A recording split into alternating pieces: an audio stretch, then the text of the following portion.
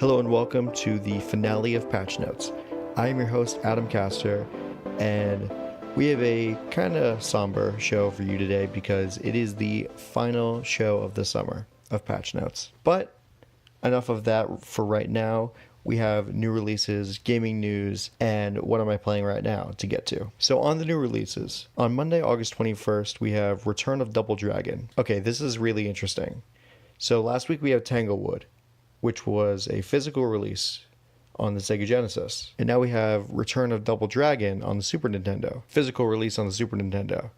An actual cartridge. But the difference is this isn't a completely new game like Tanglewood was. This game was actually localized in 1992 under the name Super Double Dragon. The game that released on August 21st is the initial Japanese version of the game, and as a result has some extra content compared to the 1992 original. Although the novelty of going out to buy a new Super Nintendo cart is kind of cool, I do wish the game gets released for the Xbox, PS4, Switch, and PC. And I believe there might be a port for those systems on the horizon, so definitely keep tabs on that if you are really into Double Dragon. And there's also Guacamelee 2. So Guacamelee is a Metroidvania game in the style of, I guess, Mexican mythology. We're talking about Day of the Dead kind of aesthetic where you have some luchadors and luchadoras. This game isn't really all that story driven, and I recommend playing it really for the aesthetics because the game is colorful and bright and flashy, and that is basically the only reason why I would consider picking up a game like Guacamelee. And lastly, on August 21st, we have Shenmue 1 and 2. So the Shenmue games, for those that don't know, are open world games, but they're in the Japanese style of open world games where you're talking about it's a bunch of open worlds, but they're all sectioned off. So it's not cohesive per se. It's more like you're kind of in different areas that you can explore. And that it's basically similar to the Yakuza series. And so the first two games of the Shenmue trilogy have been remastered and they're coming out for basically everything PS4, Xbox One, Switch, PC on August 21st. So if you're excited about the upcoming release of Shenmue 3, which just got announced to be released on August 27th, 2019, you can finally catch up on the first two games of the trilogy without spending money on a Sega Dreamcast. On August 23rd, we have My Hero 1's Justice, which is an action game based on the popular anime My Hero Academia. I don't really know much about this game because I don't really watch My Hero Academia, but it does promise to have a large varied roster of characters throughout the series, and according to Bandai Namco's website, the combat is incredibly varied and very similar to the anime. So I kind of expect it to be in the vein of like a Dragon Ball Xenoverse, but without the RPG elements that Dragon Ball Xenoverse had, where you're just fighting in open areas. So on August 24th, we have Formula One 2018. I liken this to another yearly release of any other sports game like Madden, NBA 2K, FIFA, and NHL, but not in a derogatory way, more in the sense that it's Formula One racing with added tracks, added championships, and added racers, which is pretty cool. And there also promises to be major changes to the career mode progression system to make it more engaging for players. And that was one of the main complaints that the developer Codemasters said about F1 2017, that players were just kind of losing interest as the career mode went on, and they just didn't really want to go on because they were bored. So hopefully the changes to the career mode in F1 2018 is going to make the game last longer and be more exciting and more engaging and more interesting for fans of F1 racing. So lastly, we have Night Trap 25th Anniversary Edition. Do you remember Night Trap, the FMV horror game that was released for the Sega CD in 1992, where you're basically watching security cam footage of a slumber party to make sure robbers don't invade the house and kidnap any of the girls? The game that, along with Mortal Kombat, was responsible for the creation of the ESRB that's responsible for the age ratings of all video games in America. It is notable, at least for that. And it is notable as being one of at least two games that everyone remembers being on the Sega CD, other than, of course, Sonic the Hedgehog CD. So anyway, the 25th anniversary edition of Night Trap was released last August on Night Trap's actual 25th anniversary in 2017 for PS4 and PC. And this edition of Night Trap had uncompressed videos in place of the awful looking FMVs, which is basically a sign of the times because that's about as good as videos got when you're talking about consoles. And that in and of itself should be worth a repeat purchase because at least the videos are watchable and they don't look like they're being played out of a potato. So a Switch port of this remaster will release on Friday, August 24th, which is funny, ironically funny, because at the congressional hearings in the 90s that led to the creating of the ESRB, Nintendo itself, Howard Lincoln, who worked for Nintendo, said, and I quote, "Night Trap will never appear on a Nintendo system." And yet, here we are. Night Trap is being released for the Nintendo Switch, effectively making Howard Lincoln's words useless. Patch Notes is your #1 destination for gaming on Radio Free South Bronx. Host Adam Castor brings you up to speed on the latest and upcoming releases and industry news, along with a look into his personal library with What Am I Playing Right Now? For more, check out our website at radiofreesouthbronx.com. On to the news and notes. So Gamescom 2018 has been going on all this week, and there have been a ton of announcements. So many that I am really kind of only hitting on some of the major ones, or at least the ones that I feel like I and most other people care about.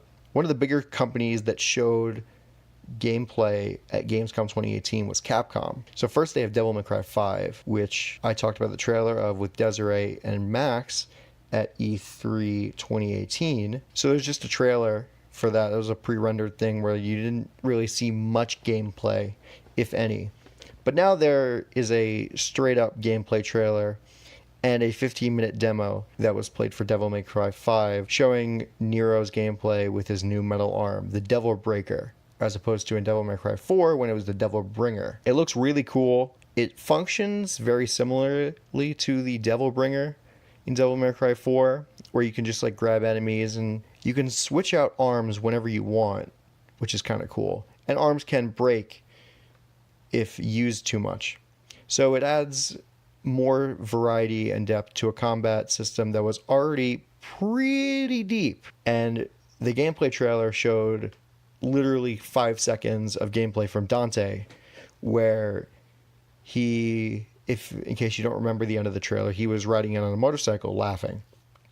And he uses his motorcycle as a weapon in the game. He splits the motorcycle in half and it looks like basically two giant swords that are half a motorcycle. And he can also put it back together and ride it and use that in combat. I mean, geez, the series is unbelievable. I cannot wait to see more from Devil May Cry 5. And it's coming out, it's not coming out in 2018, not even close, but it is coming out March 8th, 2019. So I'm excited for that. I cannot wait to see more gameplay, more character development, more in the story of Devil May Cry 5. I want to see if Dante has more weapons that he can deal with, more the style system from Devil May Cry 3 and 4. I want to see if that's going to come back.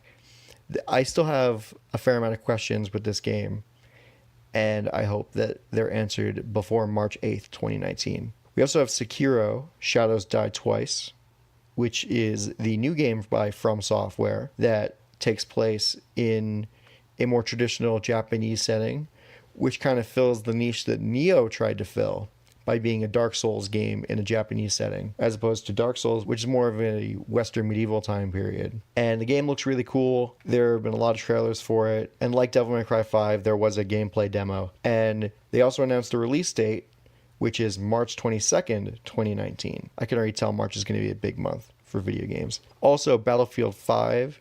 There's going to be an open beta for Battlefield 5 that is starting on September 4th for early access / Origin members. I think that's just EA's sort of deal where you just get into the beta on September 4th. But for everybody else that's not in any of those programs, they can go to the open beta on September 6th. And I haven't really seen much about Battlefield 5, which is surprising considering it's coming out October and November. But people are going to see a lot more about it when the open beta comes out in early September, in a couple weeks. Going back to Capcom, we have the Resident Evil 2 remake, and they also had a gameplay trailer. So this gameplay trailer involved Claire Redfield, the deuteragonist of Resident Evil 2, her and Leon S. Kennedy. And she was fighting the infected Birkin, Dr. Birkin, who works for Umbrella. And the gameplay is what I expected from a Resident Evil remake. It's in the style of Resident Evil 4, where you have the third-person shooter, kind of over-the-shoulder camera. It's zoomed out a bit, which is nice. And surprisingly, it still feels incredibly tense. Even though you're not in the kind of top-down perspective that the Resident Evil games were using at that time, it's still very chaotic when you're trying to switch weapons when a giant monster is running towards you, because where you kind of like forget the controls for a second. You're like, oh god, oh god, oh god, oh god, I gotta run. And I think Resident Evil 2 definitely captures that, because it has the claustrophobic environments that you'd expect from a survival horror game, and it really plays to its strengths. And I'm excited to see more from Claire and Leon in more gameplay trailers from Resident Evil 2 remake. I don't know when it's going to be released yet. I don't think they announced a release date, so I'm definitely keeping tabs on that. And lastly, from Gamescom, we have the Spyro Reignited trilogy, which is no longer coming out in September. It got delayed because of this controversy where if you got a disc copy of the Spyro Reignited trilogy, only the first game is on the disc, and you have to download the last two games from Xbox Live or PSN, which is really weird, because the reason that people get physical medium is because they want to save on space. If you were just going to give them a digital copy of 2/3 of the game, then you might as well just buy a digital version of the game, because you're already 2/3 of the way there. So thankfully, they're delaying the game to try and fix that problem, and they did show some gameplay from the remastered levels, and I am really excited to play these games, because when I was growing up, I really only was experienced with the reboot Spyro games, like Spyro the Dragon: A New Beginning, and I did enjoy them, but I really want to see where the franchise began. Patch Notes is your #1 destination for gaming on Radio Free South Bronx. Host Adam Castor brings you up to speed on the latest and upcoming releases and industry news, along with a look into his personal library with What Am I Playing Right Now? For more, check out our website at radiofreesouthbronx.com. And on to the final edition of What Am I Playing Right Now? And this game that I'm talking about is, without a doubt, my favorite game of all time. The Legend of Zelda Wind Waker. I played the GameCube version because I don't have a Wii U. The Legend of Zelda Wind Waker is my favorite game of all time, which is like half nostalgia, because I mean, it was the first Zelda game I've ever played, and I got it for Hanukkah, and I was very excited. I just could not stop playing it. And so the plot of Wind Waker is, it takes place after Zelda Ocarina of Time. And so Ganondorf gets sealed after that game, and Link leaves to go back in time to become a child. And then that starts Majora's Mask, and it goes into a different timeline. So this happened, so Link's gone, and then years later, Ganondorf breaks out of his seal, and Link isn't there to stop him. And the people of Hyrule are like, what do I do? What do we do? So they pray to the gods. The gods are like, okay, so here's what we're going to do. We're going to flood Hyrule and seal away everything forever. And people will adapt in the coming years, and they will find new life above the waves. And then that's where the game starts. So you're on Outset Island, very creative name, Outset Island, and your grandma wants you to play Ocarina of Time cosplay, basically.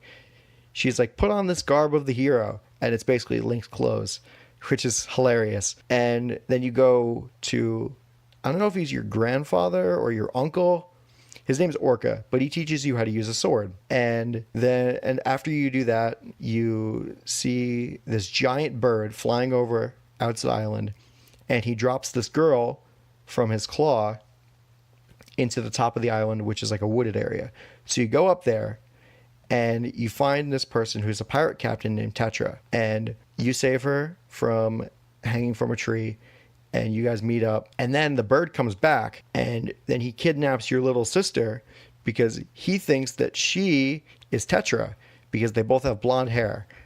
Literally, that's the only reason, because they both have blonde hair. So you're like, oh crap, I have to go save my sister. And you find out that the bird went to the Forsaken Fortress. And so you ally yourself with Tetra, who is a pirate ship captain, and you go to the Forsaken Fortress, and it's heavily guarded, so you have to stealth your way through. It's actually kind of funny. So they shoot you out of a cannon to get in, because, I mean, what are you going to do, going through the front door?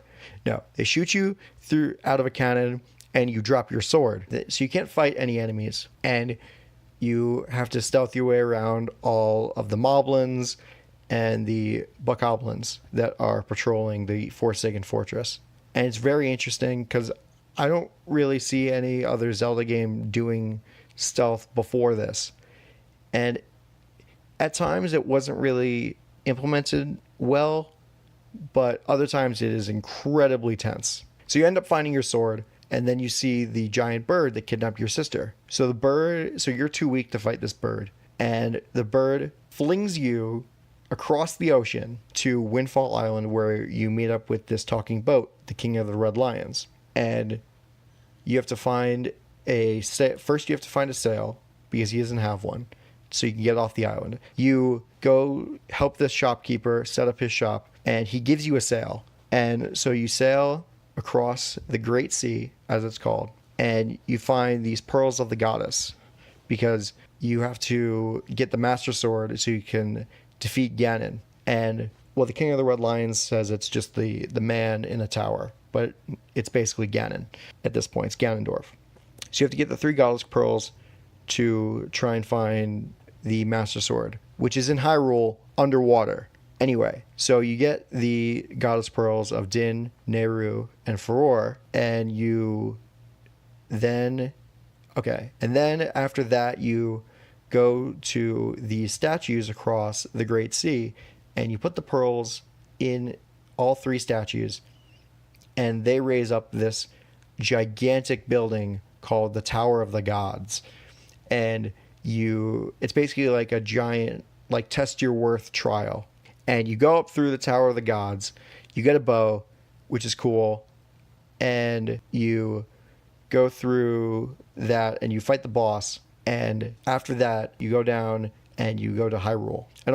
And before all of this, the King of the Red Lions gives you the Wind Waker, which is this conductor's baton that you can use to manipulate the winds, warp from place to place, take control of allies. It's very cool, very varied, and you use that a fair amount of time to solve a lot of puzzles in dungeons. That in combination with items that you have in your inventory.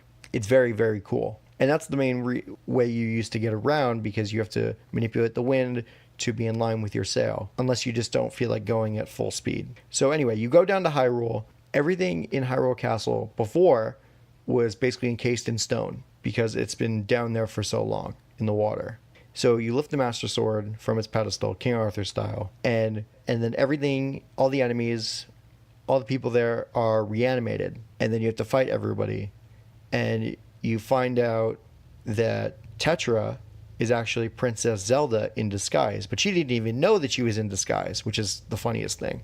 And it's sad, because Tetra was one of the more interesting characters in the game, but she ends up just being in Hyrule Castle, as Princess Zelda for the second half of the game. So the second half of the game is that you're going to the Wind Temple and the Earth Temple, and you want to awaken the sages, because the Master Sword, when you pulled it out, wasn't at full power.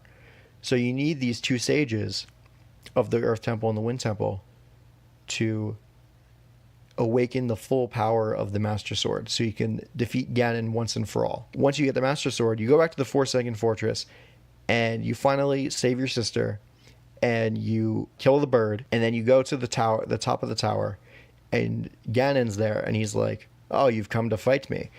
But your Master Sword is weak, so you're not going to be able to do anything. You go to the Wind and the Earth Temple to try and restore the power to repel evil to the Master Sword, is basically how the game tells it. And you find the 2 sages, who are actually 2 of your friends that you met when you were going to get the Goddess Pearls. Medley, who is a bird girl who you met on the first dungeon in Dragon Roost Island. The bird people, the Rito, are actually descendants of the Zora, who were a water-based species, so I don't really know how they evolved from that. But anyway, So Medli is the Earth Sage, and this person that you met at the Forest Temple, Makar, who is the evolution of the race, the Kokiri race in Ocarina of Time, he's the Wind Sage. So they both discover their hidden potential. You go to each temple, and they awaken the power to repel evil to the Master Sword. So you go back down to Hyrule Temple after you find 8 pieces of the Triforce afterwards, which is probably one of the worst parts of the game because you have to go all the way around the Great Sea looking for Triforce pieces, and you have to get these charts deciphered by Tingle, which costs a ton of money. Definitely really grinds the pace of the game to a halt. But anyway, after all of that, you get 8 pieces of the Triforce of Courage, and that's the only way to stop Ganon. That in combination with the Master Sword. You go down to Hyrule Temple again, and you confront Ganondorf, and as he's about to make a wish on the Triforce, on the full Triforce, after he knocks you and Zelda out, the King of Red Lions, who is actually the King of Hyrule in disguise, who he's in human form now in Hyrule, he makes a wish that Hyrule is drenched forever and is completely annihilated. So Hyrule starts flooding, and all the while, Ganondorf is unbelievably mad because his wish was negated. He couldn't do it. And so he fights you, and he fights you and Zelda, and at the end of the fight, you end up stabbing him in the head and turning him into stone. So he dies along with Hyrule. And that's the end of the game. Wind Waker is one of my favorite games, not only because of nostalgia, not only because of